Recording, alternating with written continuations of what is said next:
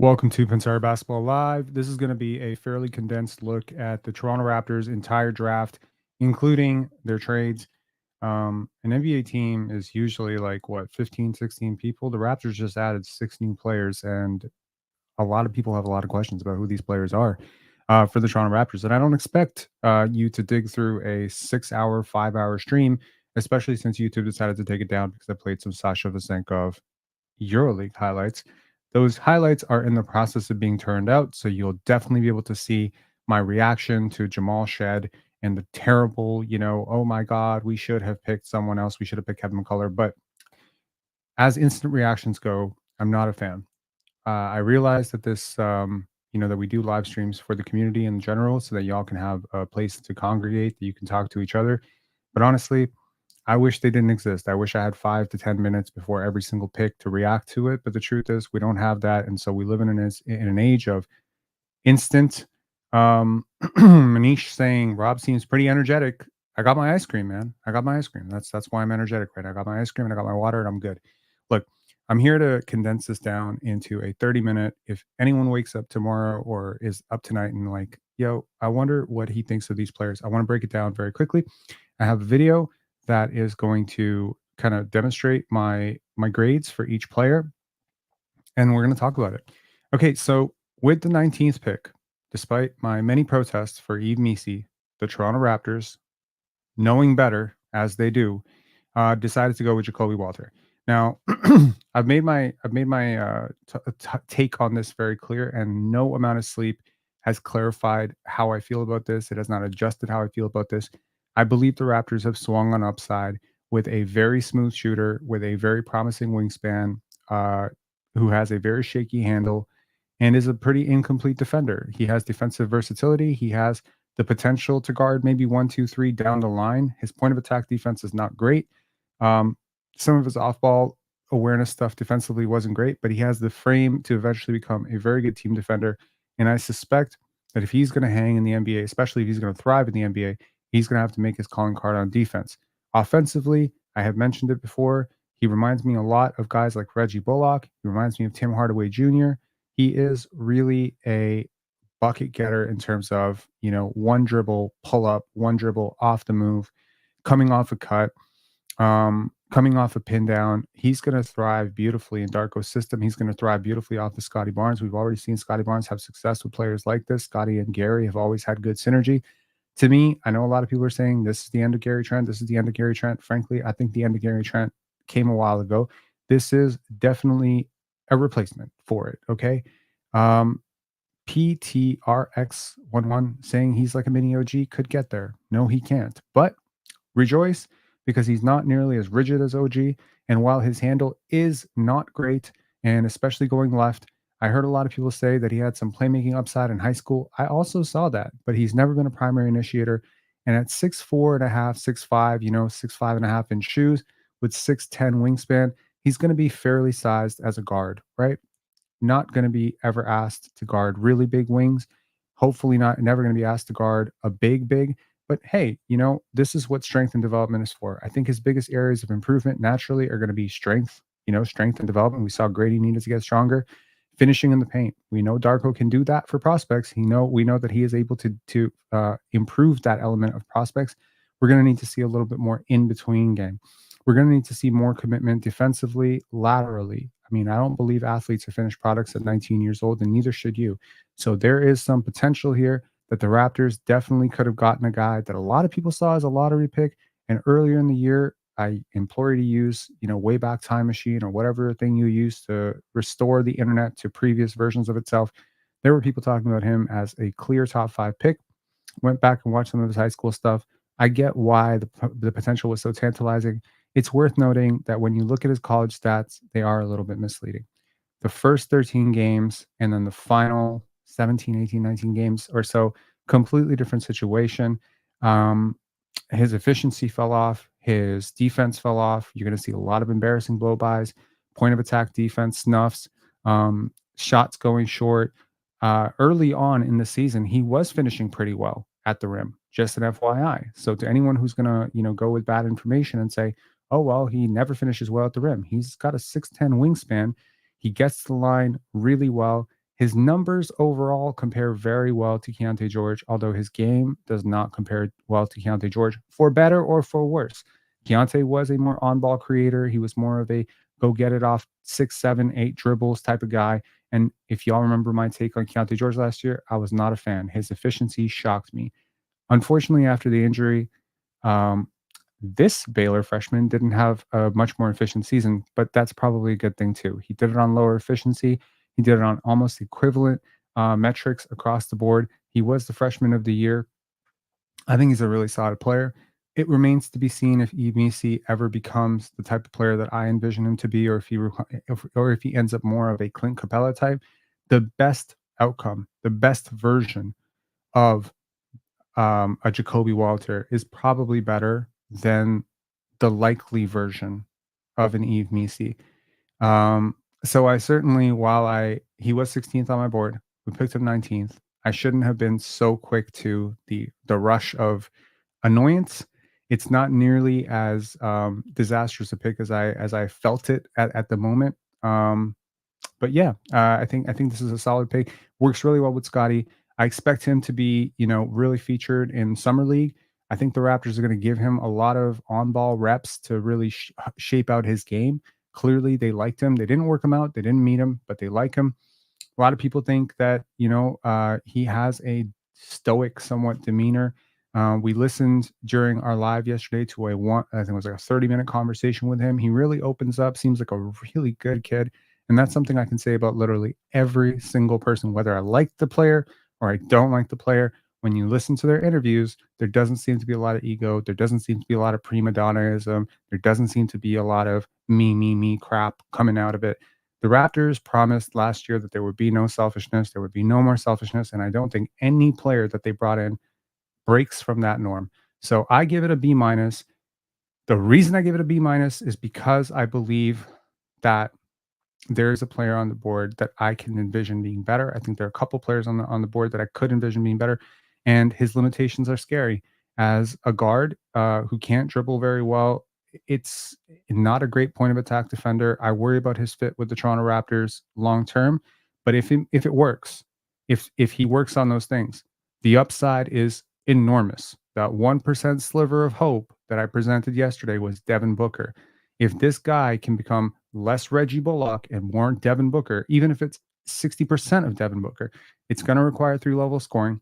It's going to require a midi pull-up. It's going to require a better playmaking feel and handle. And again, I don't necessarily think that players become better playmakers automatically. I don't think he's a complete non-playmaker. I saw him struggle at times in college. A lot of people do. With expanded space, I wonder what he'll do. That's always a question for college players.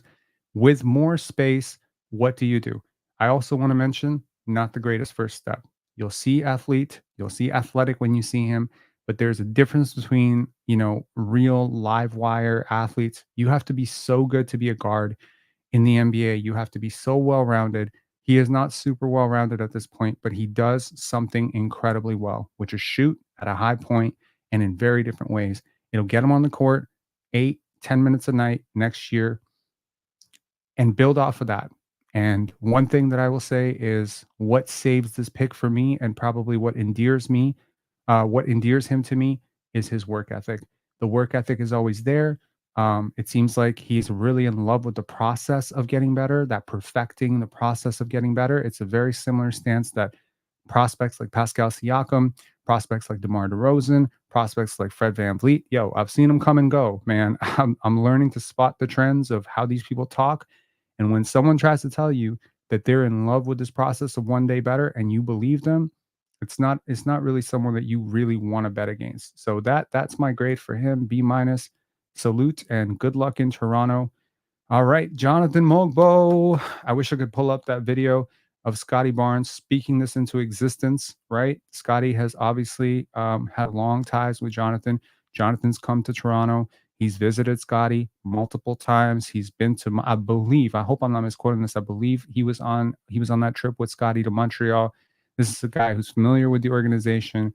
He's familiar with your star player. He works well off of your star player, even though he's been often compared to your star player. A lot of people say Jonathan Mogbo is very Scotty Barnes-esque. Yes, they are 3-4 type of defensive type of prospects with long arms, but I think a lot of the similarities end there. They're very good playmakers. Sure, they set good screens. Other than that, could Mogbo be? And let me correct my own stance because someone actually messaged me and said, "Rob, you said his name wrong 800 times, and I'm going to kill you if you say it wrong one more time." It's Mobo. So the G that we are all of us white folks, from North America are saying Mogbo. It's Mobo. So it's the G is sucked in. So, anyways, Jonathan Mogbo. So I love him. I think he is fantastic. The long arms, the offensive rebounding, the screen setting, the playmaking, the short roll potential. This is a versatile team defender. This is a guy who can grow. I think his shot is better than people think. I know he didn't take jump shots. He says he can shoot. I believe him. He's a hard worker. His free throw percentage shows it year over year. Insanely productive. That's something I can say about all the guys that the Toronto Raptors got is it's really insanely analytically driven. Like whether we're talking about him or whether we're talking about the guy that comes up next, even when we're talking about Jacoby Walter, there's some elements like between Jamal Shead and him, like analytically, these guys really test out well. Didn't really play the strongest conference in San Francisco. I think that's worth noting. Um, Limitations offensively, I would say. He was a point guard. He grew into his body, 5'9" as a freshman entering high school, grew into this 6'7" ish behemoth of a man that you see still has plenty of room to go as an athlete. I think he can get sharper. I think he can get faster. I think he's going to get better. I think he's going to be very motivated. He's a very hungry kid. I do, maybe I'm a little new school, but I'm also pretty old school. I have maybe for the last 15 years, and I don't know why, I've always felt like where you come from has a lot to do with who you are. Maybe that's because where I come from has a lot to do with who I am, and people can sense that on me. West Palm Beach, this matters to me. Baltimore, players from the DMV area, players from New York City. There's like a way that you are, you know what I mean? Players not supposed to come from West Palm Beach. This is the second one that the Toronto Raptors are drafting. That's pretty cool. That's gonna make Raptor jerseys a really big deal in Palm Beach, man. That's pretty cool out there. So I really like him. I think I watched him break down his tape for a YouTube channel. He was like very humble, very articulate, very smart guy. He's very aware of his limitations. He believes that not shooting in college kind of messed with his head a little bit the first year, in college where he was in community college, I believe, for a couple of years, where they're just asking him not to shoot. And you see a guy like this walk in the door, and how quickly do you judge him and say, "Hey, you big man, go down and don't shoot." But this guy grew up playing point guard, right? So, I mean, this guy can initiate your break. I think this guy can box out. I think he's going to be a terror on the offensive glass. He's going to get you extra possessions. He's going to free guys up. Those wide shoulders. I mean, honestly, bro, like I see a potential future down the line where this guy goes from he's weighing about 216, 220 right now. I see a future in which he's like 260, 250. Like this guy could be a beast, right? And I'm not saying fat, like I'm just talking straight up filling out the process of filling out that all of us adults go through. This guy, I think I see him as a future center. The player I like to compare him to a lot is Draymond Green. I see Draymond Green meets Kevon Looney. I was very surprised, given that he's from he's playing in the Bay Area, San Francisco, that the Warriors didn't take him. I really liked him. I understand some people feel Kyle Filipowski, Johnny Furphy, all these guys, they might be better. I don't really love Kyle Filipowski. I was kind of out on it right away. Tyler Smith, I felt the same thing. Tyler Smith, I had a lot of questions about his defense, a lot of questions about his toughness. With Kyle Filipowski, I had questions about his defense as well. And I'm like, yo, the Raptors keep drafting non-defenders. You got RJ Barrett, you got Grady Dick. At some point, you need team defenders to suck up these gaps to do different things on the court, And I'm not saying he's OG. He's definitely not OG. And defensively, he's not quite Draymond Green, but he is a disruptive event creator defensively. He will get blocks. He will get steals. He will get deflections. He will get his hand on loose balls. He will dive for the ball. He is energy, but he's also talent. Don't mistake it as, oh, he's Montrezl Harrell. He is so much more skilled than Montrezl Harrell. He has so much of a, deeper handle, so much ball skills. And the truth is, you just don't usually get this type of prospect. It's a very weird road that he's taken. The Raptors are obsessed with weird roads. They're obsessed with people who took the road less traveled because they see value in outliers. Jonathan Mogbo is a massive outlier. S. Antonio saying he's a Kenneth Fareed clone. I completely disagree with this 1000%. I know everyone is looking at him physically. Everyone is looking at his face, looking at his hair, looking at his highlights, and they're seeing this. And I promise you, this is the same mistake that people made with Scotty Barnes when they compared him to Draymond Green. Do not underestimate the brain and the talent, the underlying talent of a human being. Okay. He is a really good passer. I cannot say that about Kenneth Fareed, okay, or Montrezl Harrell or any of the other, dreaded guys who are kind of undersized centers that you're thinking about, right? I mean, look, size to skill is the ultimate equation. Now, the Toronto Raptors may not have gotten very tall, okay, during this entire draft process. They didn't get a super lot of height. There's no 7'7", 7'5", 7'2". There's not a lot of that unless you're talking about Ulrich Comche, who's got a 7'4" wingspan at 7 feet, 6'11". What they did get is a lot of size horizontally. They got a lot of wingspan. They got a lot of strength. They got it at the guard position. They got it at the wing position. And now they got it at the big wing position. So positional versatility has always mattered to the Toronto Raptors. Wingspan, size to skill ratio, all these things matter. He checks a ton of boxes. He is like every prospect. You know what I mean? Yo, if I asked artificial intelligence to generate every Raptors draft pick in NBA history, we're talking DeLon Wright, Fred VanVleet, Scotty Barnes, Jakob Pertl, OG Anunoby, Pascal Siakam, Christian Koloko. If I could get all of them put together, just take a little bit of that guy, a little bit of that guy, a little bit of that guy, a little bit of that guy, put it all into one player, construct that player. That player is Jonathan Mogbo. I'm telling you, I'm not saying he's star. I'm not saying he's a superstar. I'm saying he's going to be a 10-year vet, and it's going to be really fun to watch. You got a really good player here. I understand his stock may have been lower, but his stock was lower for reasons that are beyond me, and they don't really matter. He didn't come through conventional circles. People tend to not trust that as much. He's a very good player. Okay, moving on. And I think he's going to spend some time in the G League, but I do think he will contribute pretty soon. Jamal Shead. Okay. I have an apology to make. Look, I did not like this pick when it came. I realized that when sometimes you're just wrong. And honestly, I had to go and I spent like the last hour and a half when I was off just watching interviews, trying to watch him break down his own tape, watching some of his highlights, watching a game that I had sort of exited halfway, seeing what did the Raptors see in this guy. I saw a 6'1", super defensive prospect. I saw this was happening after we had already traded for Davion Mitchell. I saw Kevin McCullough was still on the board, and I couldn't understand it. I really couldn't. Okay. And I'm going to give this a B plus right now because I'm just straight up wrong. And this is going to be the same thing that I did with Grady last year where I pivoted in 12 seconds. This is me pivoting in 2 hours. This is totally a Darko Rajakovic pick. Okay. Initially, I thought this was a Bobby Webster pick, which kind of scared me. But this is a really like a Darko pick. Etrix is saying it right. He mentioned in his interview that he just kept talking to Darko. There's a lot to like about him. Let's talk about it. Number one, analytically, like a monster. I think he had a 12 or 13 box plus minus. That's a good thing. Like to be that productive at that size. He's an event creator defensively. He is basically like a football player playing basketball. And I really like that in my guards. Like someone asked, was he like Marcus Smart? Right. And I immediately shot it down because again, optically, surface wise, Marcus Smart is bigger. Marcus Smart is whatever.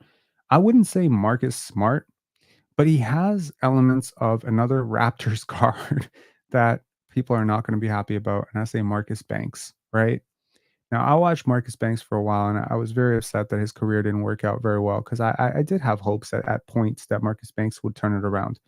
This stocky, sort of like elite, like I don't know, he doesn't have elite length. He's 6'3" length, 6 feet tall, but he's a force. I'll tell you who he reminds me of a little bit, right?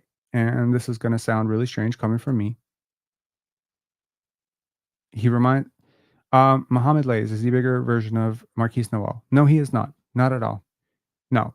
Unless you're just going to talk about, oh, he has the dog, he's very, aggressive, in which case, sure. But that's a lot of point guards. No, he reminds me a little bit of Fred VanVleet, not as a player. Please don't, start quoting me and being like, do you know what Fred VanVleet shot from the field at Wichita State? Shut the fuck up with that. No, look, I'm talking about as a he said things in his pre-draft interviews that I spent an hour watching that were like, if you had told me he literally plagiarized some of Fred VanVleet's speeches, I totally see why they liked him. This is a player they've had a lot of success with in the past.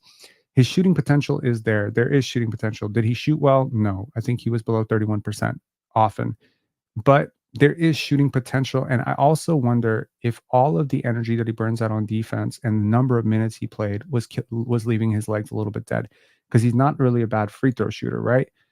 SP saying Jamal Tinsley. No, definitely not. No, no, no, no, no, no. No, definitely not Jamal Tinsley. But I love this quarterback mentality that he has, right? Also, shout out to Karen Hall, I believe, who sent me this beautiful video. Now, this is going to sound really anecdotal. It's going to sound really stupid, but I really appreciate these small little things that show people who you are. And it's not staged and it wasn't scripted at all. So, one of his teammates, I believe this is what happened in the video. One of his teammates is very upset about a loss or something like that. And they go into the tunnel. Let me know if y'all have seen this. And he's just smashing shit, and he ends up like creating a bit of a mess, and it's like garbage all over the place or whatever. And Jamal Shead walks behind and he notices this, and so instead of walking past it, he stops and he picks it up and puts it in the garbage.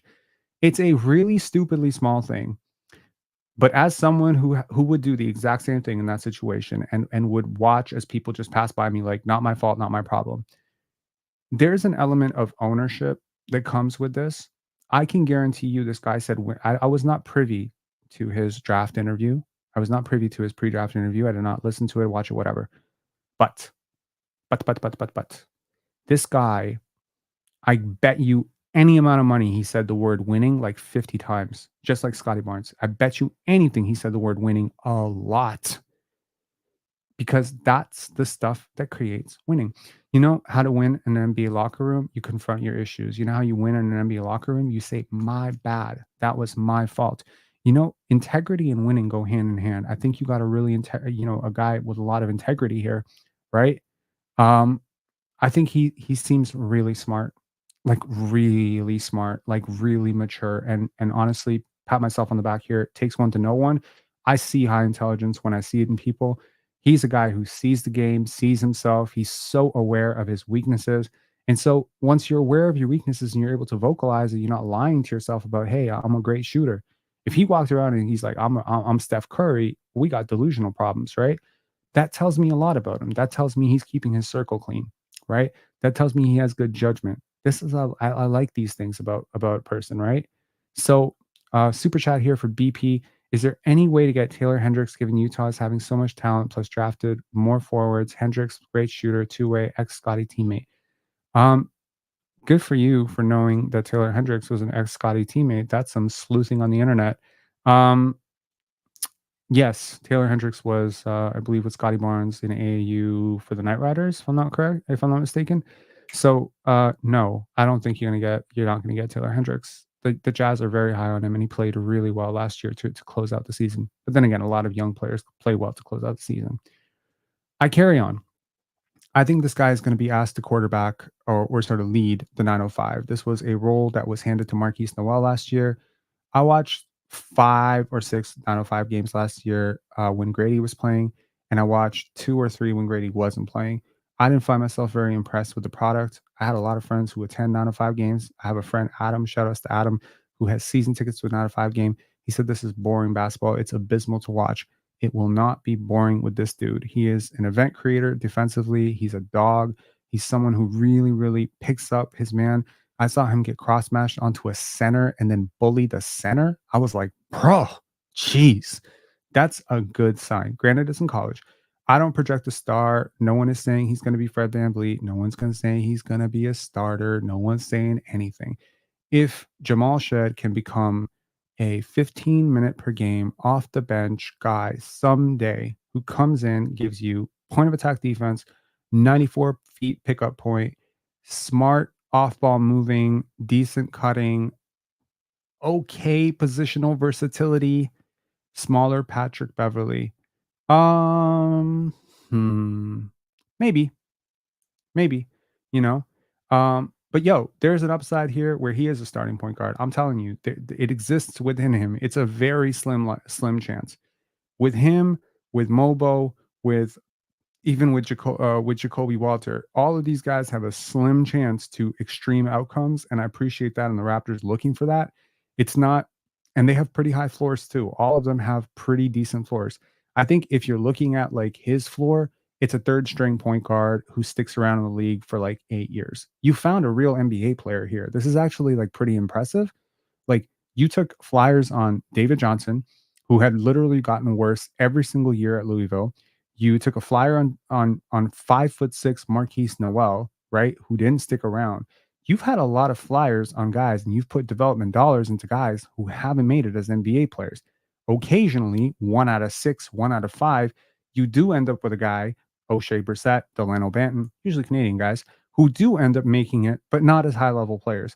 So I don't know. Maybe the gambler in me says you're due. No, I'm saying that you found a real NBA player here. I don't know what caliber of NBA player he's going to be, but a third string point guard who can occasionally come in, change pace. I think that's valuable. Um, yeah, so what? He's a little bit small, whatever. He makes up for a little bit of it with his physicality and size. He's bigger than Fred VanVleet. He's right around the same size as Kyle Lowry. He's entering a franchise that has a history of players like him getting max contracts. If that's motivation, if he and yo, I kind of appreciate the fact that he thought enough of himself to bet on himself. Like again, betting on yourself is not as bad a thing as Fred VanVleet made us feel it is. Okay, betting on yourself is a great thing when it doesn't hurt other people around you. I don't think he's betting on himself to hurt anybody else. The initial story of Fred VanVleet was what he didn't want to go to some bullshit situation where he was going to be signing to a two-way deal and sitting in the G League, whatever. He decided that he was going to choose his destination. The agent let him slide out of the draft.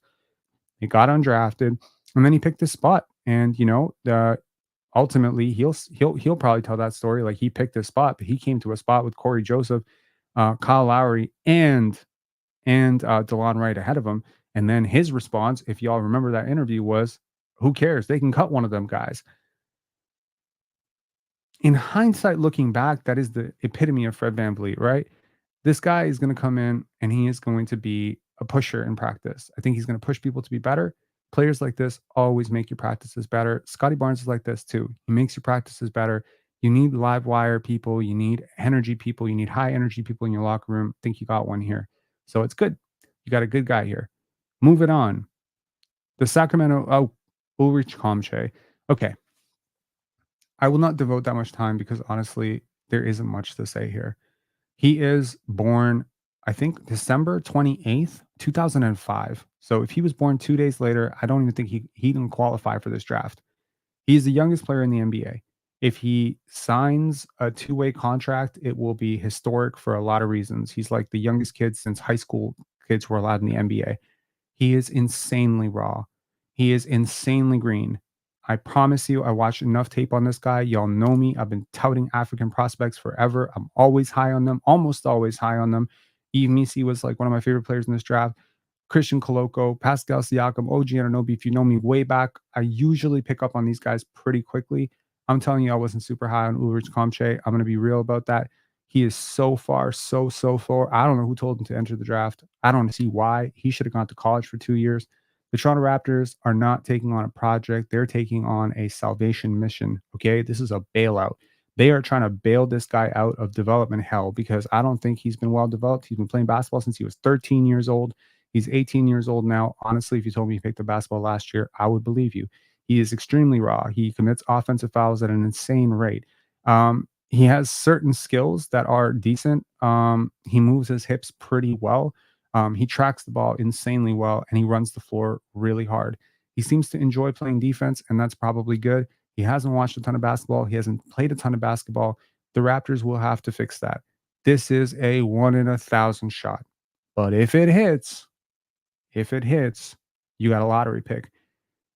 I say This is like betting the I mean, it's like betting $2 on like a rigged roulette board that's like 16 times over, right? Like, I don't even know what I'm trying to say. I'm saying like it's the most improbable of outcomes and almost 100, okay, I would say 99.89% likely this is going to be another, and I won't say Solomon Alabi because that is stupid because it's very different than Solomon Alabi. I don't even know who to compare it to in Raptors history because typically players like this don't enter the draft. Okay. This is very Johnny Furphy, but Johnny Furphy is like 100 times, better in terms of like basketball skill and stuff. He's extremely raw. He got some very bad advice entering this draft. In my opinion, he goes to college. Maybe he gets exposed and he's not an NBA prospect anymore and people just decide. But I think if he goes to college, gets better for 2, 3 years, this is a guy who comes back in 3 years and is a late first round pick. Right now, if you're the Toronto Raptors, you think you can circumvent this process or cut it off and decide to take him now, right? And you're going to take him now, since they never underestimate the power of clutch.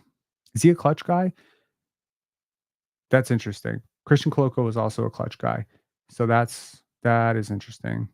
I don't know if he's a clutch guy, but he got bad advice. If he went in the draft right now, unless of course he had a promise, unless the Raptors said, "Hey, we're gonna get a late pick, or if we don't get a late pick, we're gonna get you a two-way contract." Okay, great. Um, that's collusion. Is that collusion? Is that tampering? Can you do that with a yeah, you can do that with a player. Anyways, point being, I don't think he's ready to contribute. Do not expect him to be at the NBA level. Anyone penciling him in as backup center is absolutely insane and out of their fucking minds. I guarantee you he will not hold that position on the Raptors next year or the year after. However, at the age of 21, if he turns into something, it will probably be a combination of like a very poor man's Usman Garuba. And is that valuable as a third string big? Sure. Right? It's fine. Let's move on. So, I mean, it's a B minus because you're at the 57th pick. You pretty much got the draft pick for nothing. He is a high upside gamble with at least a sliver of hope of being something more. And I'm sure at the very least, he's going to be very entertaining to watch because he does do some interesting things with the basketball from time to time that are going to make you say, ooh, and ah. But if you watch him play for 35 minutes, I promise you, you pull your hair out. Okay. Um, Okay. And now finally my grade on the trade. Okay. And appreciate 434 of you in here. I really appreciate it that y'all are doing 434 at midnight. I appreciate you guys so much. I can't even put it into words. Um Sasha Vezenkov, I don't know what's happening with this guy, right? I haven't really been able to talk to my contact, and I'm going to talk to my other contact. And my boy Leo is busy right now. But at some point, I will hope to get a little bit more clarity on Sasha Vezenkov and his situation and whether or not he's going back to Europe or whatever, and what that would mean for the Toronto Raptors. I'm going to assume right now that he's going to stay. And I'm going to assume that Davion Mitchell is going to stay. Okay. I give this grade a B largely because of the draft picks that came back. Now, I'm not going to sell you the hopes and dreams speech on how important and how incredible next year's second round pick is. However, I will tell you that I have looked into that draft pretty extensively, and there are some very tantalizing players that I was looking at. And look, if you're going to be fair on one side, you got to be fair on the other side. I was very pissed off. I was literally about to create a video just like 2, 3 weeks ago talking about how pissed off I am that we gave up another second round pick in 2025 as part of the Jakob Poeltl trade, how it's going to come back and bite us. What if fucking Nikola Jokic part 2 is drafted with one of those picks? The Raptors should be more careful with second round picks. And then they basically get that pick back, except they get an even better pick back because our pick next year is probably going to be, if things work out the way I think they're going to work out, it's probably going to be like the 39th pick, 40th pick, 41st pick, or 42nd pick, right? That's going to be in that area because regardless of whether you win the lottery or not, your second round draft pick stays exactly as your record was. The Portland Trailblazers pick, however, it could be 32, 33, 34. I mean, my God, this team is awful, right? They just traded Malcolm Brogdon. He's one of their best players. They're capped out to hell. I don't know what they're doing, but they're in the West. You telling me there's a chance in hell they're going to be a top 12 team in the West? I mean, at worst, that pick is 38. That has a chance to be really good. And I think people know that. And because there's so much hype and buzz around the 2025 draft, and maybe a lot of people stood out of this draft. There's a lot of teams that traded out of this draft. They haven't had a young player come into their program in a while. So they're going to be trying to load up for 2025 draft picks. So at the trade deadline, either that 2025 draft pick is going to be used as a massive sweetener, maybe, add in the CBA implications, and add in the possibility that the Portland Trailblazers could be super, super bad. And if you end up with like the 31st or 32nd pick next year's draft, that draft pick might actually be worth like a future first. It is actually a really valuable pick. So the Raptors got it back. I read a Kings post that was really interesting about this trade, where someone said, if you woke up this morning and read that the Kings traded Sasha Vezenkov for Jalen McDaniels, you'd be pissed. If you found out that they traded Sasha Vezenkov, found out they traded Davion Mitchell for Jalen McDaniels, you'd be pissed. If you found out they traded 1 second round pick, this second round pick, 45, for Jalen McDaniels, they'd be pissed. If you found out that they traded the next year's Portland second for Jalen McDaniels, they'd be pissed. And they're like, bro, we didn't trade one of those things. We traded all 4 of those things for Jalen McDaniels. And they think that their draft office, they think their front office got cooked, but they're not seeing the cap implications. And the Raptors took on money. They took on $12 million between Davion Mitchell and Sasha Vezenkov. I like Sasha Vezenkov as a player. I have mock traded him to the Raptors at least 20 times as early as last year. I see the value. I get it. I'm not the biggest fan of his defense, especially in the team context of this team. He's a very smart player. If he stays with the Raptors, he's a really good shooter. He has an incredible sense of what to do without the basketball. He plays very well in a box. Like he's not 6 dribbles and antithesis of everything you saw with Nick Nurse. It's literally 1 dribble, boom, shot, no dribble, catch, pull up. He is extremely efficient. I played with a guy like this once, back in 2005. A joy. Not him, but a guy like him. And it's a fucking joy to play with guys like this. He can do it off the catch. He can do pull up. He's just a really smart player. 6'8", 6'9". Has a good relationship with Darko. Darko's aware of him. I think I mentioned this on the live earlier, that they were at a panel, literally sitting next to each other, laughing like 2 days ago. And I started to think to myself, is that Kings trade that I want to happen going to happen? It's not that Kings trade that happened, but another Kings trade that happened, which brought to the Toronto Raptors a player that I never thought would be a Raptor, which is Davion Mitchell. I do not like Davion Mitchell. Karen Hall, where is he from? He is Bulgarian. Does Darko speak his first language? No. My girlfriend is Bulgarian. I'm Serbian. 40%. we can understand each other a little bit. It's close enough. The countries are neighboring. So the culture is similar-ish. I don't want to say it's similar because I'm going to get a lot of hate mail for that, but it's similar-ish. I've listened to Bulgarian music. I've been to Bulgarian clubs. I dated 1, 2, 3. I think I've dated 3 Bulgarian girls. Yeah, I mean, it's the cultural overlap is pretty close to there. EuroLeague MVP just a couple years ago, so maybe Darko can go in. Again, EuroLeague MVP, Anthony Parker was the EuroLeague MVP. We hear EuroLeague MVP, we assume, there's who else was EuroLeague MVP? Was Mike James just EuroLeague MVP? I mean, look, that doesn't mean very much. It's not everyone who wins EuroLeague MVP is some sort of superstar. He is a baller though. He is absolutely he's a player, and he is low maintenance. I believe he's pretty low maintenance. He's a good character guy. From everything I watched of him like 3-4 years ago, I really liked him. I walked away very impressed.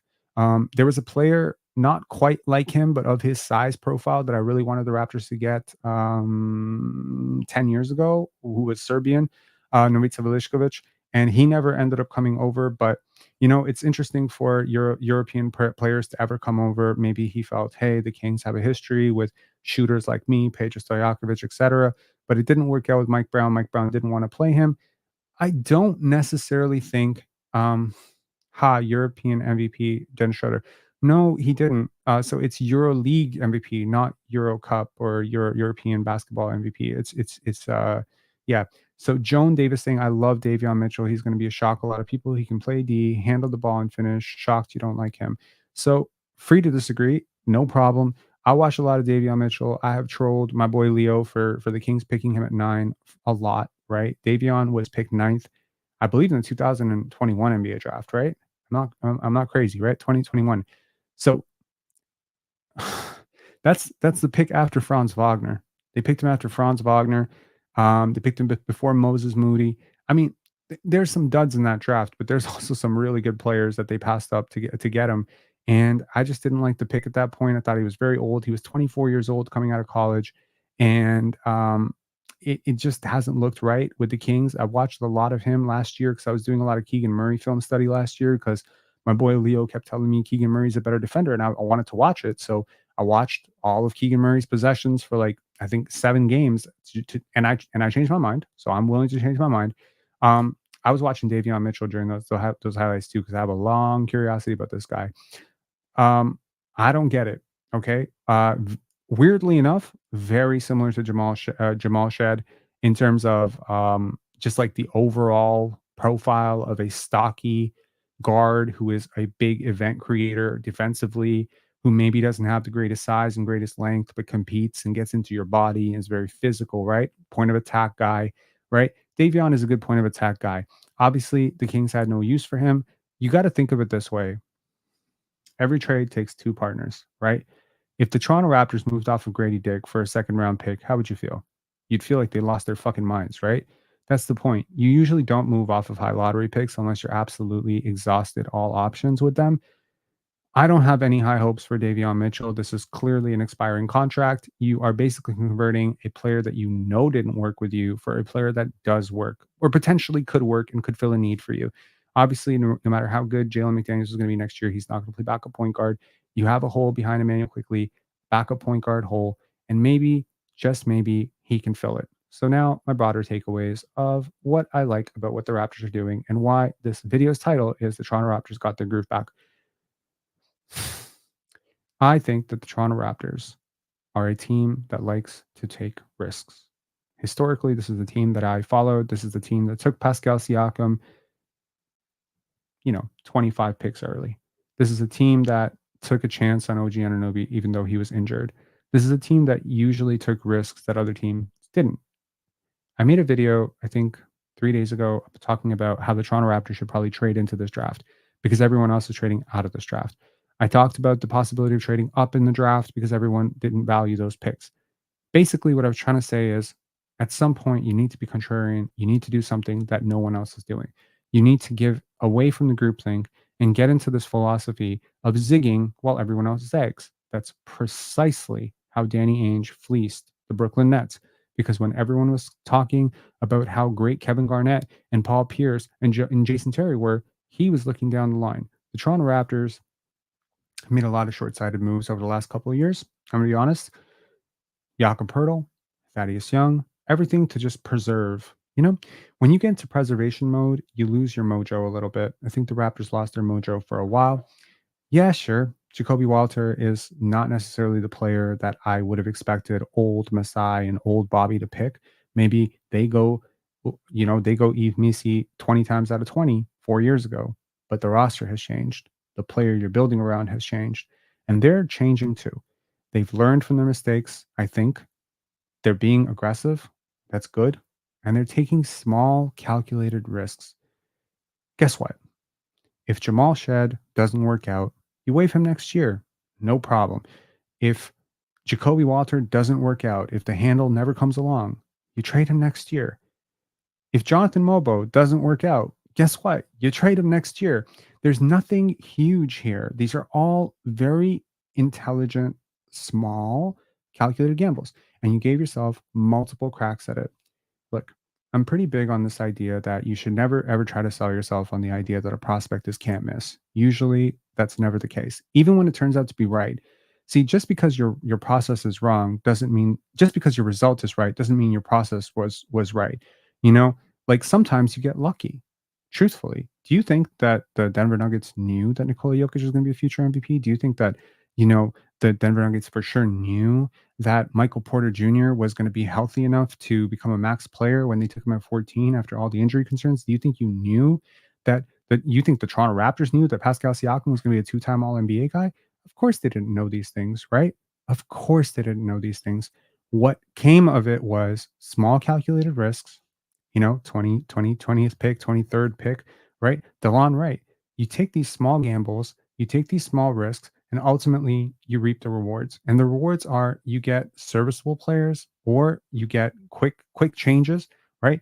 And what I like about the Toronto Raptors, what I used to like about the Toronto Raptors was they didn't hang on to things too long. You know, I feel like they were getting desperate a little bit. I didn't understand why they hung on to Malachi Flynn for so long. I really didn't. It was so obvious he wasn't working out, and then suddenly you're waving guys to clear way for this guy. I didn't get that. I didn't get why suddenly we're so desperate to bring Jakob Pertl back to preserve this core. I didn't understand that. This to me read desperation, and it's so important for the Raptors to realize that what brought them to the point of a championship was taking risks that other teams refused to take. Okay. Thinking counter to other teams' thought. I guarantee you that there are at least half the teams in this league did not scout this draft very well. The Raptors decided to scout it extremely well. They've been scouting it for years. For whatever reason, they saw this draft as a unique opportunity because as everyone was too busy saying, this draft is horrible, this draft is trash, this draft is bad, they're like, let's go find the next Jeremy Grant. Let's go find the next, Malcolm Brogdon. Let's go find, the next Giannis Antetokounmpo. Let's go try to find the next Nikola Jokic. Let's go try to find one of these guys. Let's go find the next Serge Ibaka. Let's take calculated risk. Let's do our due diligence and let's find these guys. Every one of these players is a wild card. Literally all of them, all six of them have the potential to fail epically, right? Epically. None of them are consequential. None of them are consequential. None of this is like, oh, you fucked up Scotty Barnes in 2021, fourth overall pick. What are you doing? These are six different variables. Once you get them into your gym, they can blossom. Once you get them into your program, they can blossom. There's so many weird things with young players. Grady Dick last year, do y'all remember the initial Grady Dick that came out?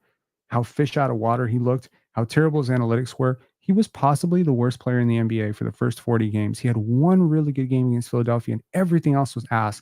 Literally, Grady Dick comes on the court. You can guarantee yourself that the lead that you have is gone, that the other team's going on a 10-0 run, that everyone's going to pick on him. And bro, if you just watch those games, you'd think this guy was absolutely ass. You wouldn't think he was a first round pick. You wouldn't think he was a lottery pick. You would think he was ass. What did they do? Put him down in the G League. And then he struggled in the G League and he was even worse. Somehow he got even worse. He was getting outplayed by career journeymen who were barely older than him. And man, I watched it. And I was like, oof, am I going to look really stupid for backing this guy? Because he looks so bad. But what you didn't realize, and what maybe a lot of people didn't realize, and even I didn't realize at the time, was his issue was physique minor. His issue was strength. They put him on the strength and training program. They made him more confident. They gave him more reps. And then boom, suddenly he's confidently coming off that same shot and he's hitting the same shot that he was missing. Honestly, you never know how small that tweak is. Darko Rakovic has talking with Mikal Bridges about fixing his shot form. There might be something about changing someone's sleep schedule, someone's diet, someone's form, someone's routine, someone's strength training, whatever. Maybe it takes 3 months, maybe it takes a year. But at some point, you have given yourself really 5 cracks and maybe 4 good cracks and maybe 3 very reasonable cracks at getting a really good rotation player. If the Raptors walk out of this, if all 6 of these players, if every one of the 6 players that I'm talking about here, if all of these guys, if all you get out of it is 2 role players, you won this draft and you won this day. Because 2 role players would be a win here. If you get anything more, that would be great. Rue saying Sasha is staying over here. Great. Awesome. That's awesome. Yeah. Steven saying, I don't want to see any more trades with the Spurs. I think sometimes, just sometimes, the Spurs and also Danny Ainge with sometimes they get a little bit overrated as if they can't make mistakes. They can definitely make mistakes. I think the Spurs might have made a mistake in this draft, to be honest. But yes, maybe that same strength and conditioning plan for Grady will get Jacoby Walter right. Who knows? Do you think Grady playing Summer League? He should play Summer League, and I believe he will. Anyways, give this video a like on your way out. That's 500 of you, 50 minutes. This was supposed to be a super, super quick recap. Keldon Johnson and City Sissoko to the Raptors. Yummy. Are you saying that because that just happened? Or are you saying that because you want that to happen? Again, always confusing when people do this. Anyways, I just wanted to articulate my thoughts in a way that was hopefully a little bit clearer, hopefully a little bit more succinct, hopefully a little less tired. And let's go Raptors, right? I mean, the Raptors got some young players. We want young players on this team. I hope that we have a management that's willing to accept when they're wrong about these players and move off of them.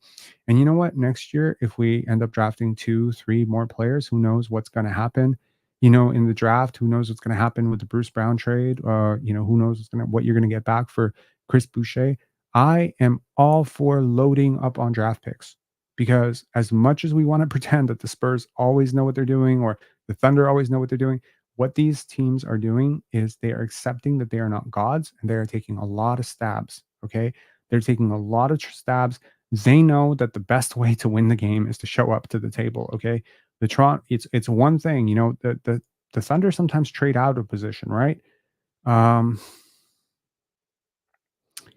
Daryl S saying, "Thanks for the recap. I hope you get a chance to get the other video up. I didn't take a chance to clip it. Yeah, I didn't get a chance to catch it live. It's a pretty long video. I don't necessarily think it's all that valuable to catch it live. It's me and FA and NY4 Raps Paul just spitballing back and forth and some long pauses in between. But sure, I'm sure it'll be back soon. It had asked me to clip the Sasha Vezenkov stuff. I'm all for bets, but the right bets. Role player bets is just dumb to me. I don't know. So again, Dutch, you don't know, right? That's the whole point. You don't know. Jalen Brunson was a role player bet. Fred VanVleet was a role player bet. Pascal Siakam was a role player bet. OG Anunoby was a role player bet, right? Mikal Bridges was technically a role player bet, right? Like you got to think about it that way, right? RK saying we picked up 8 players in 2 days. 8? What am I missing here? Did something happen yesterday that I'm forgetting about right now? Um, Brunson was an advantage creator bet. I see your point, but this version of Jalen Brunson was definitely not the player he was in Villanova. He had significant gaps, right? If he was this good, if he was even close to this good, I promise you he would have gotten a lot higher than second round. I'm just saying, Jalen Brunson as a rookie, I remember that dude. He was not much more than a role player. Like you can say he was an advantage creator, and you could argue that maybe that's something that Jacoby Walter struggles with, but I could argue, Jacoby Walter has physical advantages that maybe Jalen Brunson didn't have. So things can get better. What I'm saying is with a 19-year-old, 20-year-old, 21-year-old, even 23-year-old who's never been in the NBA before, there's a lot of different ways that this can crack. And frankly, there are a lot of different ways that someone can develop, pick things up. And again, once again, the great equalizer, the great amplifier, if you will, is that the two ways. I forgot about the two ways. My bad. That's where that's what it is. And a 25-foot center, a 25-year-old 7-foot center from Utah, who shoots 37% from three. That's interesting. I'm not expecting too much to come out of that, to be honest, but we'll see. We'll see what happens, right? Marvin saying, I'm just thinking of possible lineup rotation of Scotty at the 1, IQ 1, Barrett 2, Mogbo 3. Wait, what? Scotty at the 1, IQ 2, Barrett 3, Mogbo 4, and Yak 5 sounds pretty defensively solid to me. I think the great equalizer with Jonathan, honestly, is going to be the shooting, and he's going to have to work at it pretty hard. I understand he's never going to be dynamic as a shooter, but he needs to become respectable as an above the break shooter. It's going to help their spacing a lot. It's going to help him a lot too. Etrix saying, would you guys get mad if we let Bruce Brown walk? I'll let the chat answer that for you. Obviously, I would not get mad at all.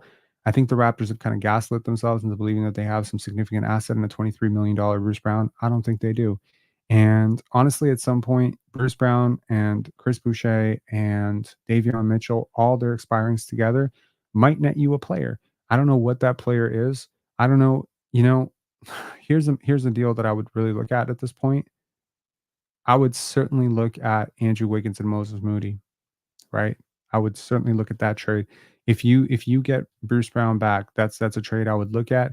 Maybe the Warriors look to clear some cap space if all the rumors about them and Paul George are true. But nevertheless, Daryl's saying, "Nope, not mad at all if Bruce Brown walks."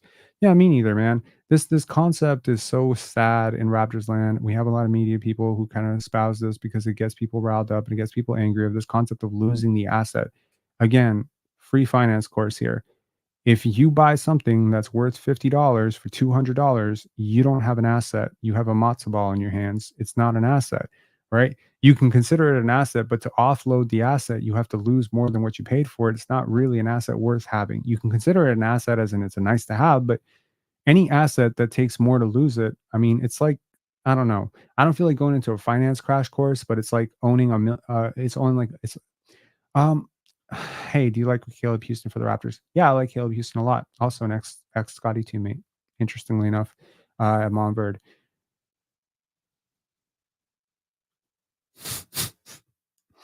That's funny. Um, right now, an overpriced Wiggins would be worth the defensive and shooting. Jamal Shed. Um, so a lot of people have said Jamal Shead. It's not Shead. Um, Jamal Shed highlights. I believe it's Shed. I've heard him called Shed many times. So I think it's Shed. And I think I myself said Sheed initially when he was drafted, so I'll apologize for that. Um, Jamal Shead highlights are incredible. Yeah, I would suggest watching. There's a video in which he breaks down his defensive highlights. Definitely go check that video out. Is really interesting. What is it on? No ceilings, I think. Um, I don't know. I walked away very impressed with him. Just as a player, as a person, and I think he'll fit really well with the 905. All right, post Martinista, appreciate it, man. Like buying a Maserati, lose 50% first year. Sure. Yeah. It's a little bit like that, right? Um, my favorite Jamal Shed highlight is him picking up trash after his angry teammates knocked over a garbage can. The guy's classy. I actually brought that up earlier, and you've articulated it really well. It is pronounced Jamal Shed. Okay, good. That's great. I don't really like Levine's game. Don't think he'll be a good fit. Hey Rob, do you like Miles Bridges for Raptors? He has criminal record in California. It's really funny. It almost sounds like you're telling me, "Hey Rob, do you like this guy?" and then giving me a sales pitch that he has a criminal record in California. It's almost like, "Hey, you want this ice cream? It's really nice." I'm still thinking about ice cream, bro. Did anyone see the video of McDaniels finding out he got traded? Yes, we did. We flashed it when he got traded. It was really funny. I had a pretty solid joke about it, to be honest. Not gonna lie. I had a pretty solid joke about it. I said it's the first time he's been off his phone and he gets traded. Um, he is classy for picking up the garbage can, but damn, it's crazy how low the bar is sometimes. If everyone was just a tad more respectful, it would go such a long way.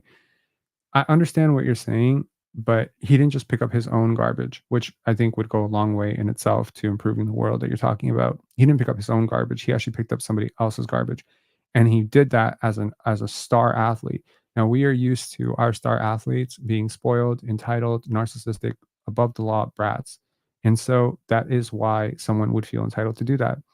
I'll tell you a funny story. When I was 5 years old, my mom used to work at a mall, right? And we couldn't afford a babysitter. This is super delinquent parenting that I'm just exposing here. So my mom would work at the mall and she'd be like at the front and she would have me sit on the bench in front of the mall, which is like scary. Now that I think back on it, I'm like, damn, how did I not get kidnapped? And what I would do is I got tired of just sitting there and playing with my action figures and my Legos on a bench and people looking at me kind of funny. So what I try to do is try to do a bit of a civic service. So what I try to do is I try to go and I try to open doors for people. So as people are coming in or out or whatever, sometimes you see old people. So I just try to open doors for everybody. I thought it was good stretching for me, to open the door like that. And I would push the door and people thought it was really cute and people would say thank you and you feel really nice about it. So I mean, it's stupidly small things like that, right? It's really about We live in a world where I think a lot of people go around saying, not my fault, not my problem, right? When you see a person who says, doesn't matter if it's my fault, I'm going to make it my problem and I'm going to solve it because it's happening close enough to me and I can do something about it. That's where you start to see real men, in my opinion, emerge, right? How many people could have stepped in and diffused the situation that was going on in the Raptors locker room like 2 years ago? But people didn't, right? Um, I believe it was coach who threw stuff on the ground too. Don't really know. Um, can we can we still make trades or we have to wait till Sunday? I believe we can make trades. Yeah, we can make trades. I'm pretty sure we can make trades. Yeah, we should be able to make trades. Anyways, I'm gonna get out of here. Thank you so much to y'all for tuning in. I really appreciate it. We just hit the 1 hour mark, which dissuades enough people from watching this, but I appreciate you guys hanging out with me. And it's been a really fun draft going 5 hours, 4 hours, 3 hours, whatever, and just sort of live reacting this, going through this process. It was fun. I hope next year I can do way better. I want to be so much better next year with the draft. Like I want to be like researching process, and also it's a great draft and the Raptors can have multiple picks. I want to get like early, like maybe to the point where we can talk about one player every single Raptors game or something like that. So that'd be great. I need to get a lot better at this. I don't feel like I did the greatest job as a draft analyst. If I want to call myself a draft analyst, like my little fucking title here says, I got to be 100 times better with this. I can't be, like caught off guard. I can't be like, missing numbers in my head. There's a lot more that goes to this. I want to get into it though. It's fun. It's super fun to watch these kids and then to try to project what they're going to do and then try to track them. And college basketball is really fun to watch too. So anyone who wants to do it with me next year, definitely. And maybe you can come on and tell me what you saw. All right. I'll RK saying see you in an hour, Rob. No, that's it for me tonight. I promise. All right. Although I did promise yesterday and then I did a live anyways. But no, this is it for me. This is 12:33, and I'm signing out. Have a great one. Good night, guys.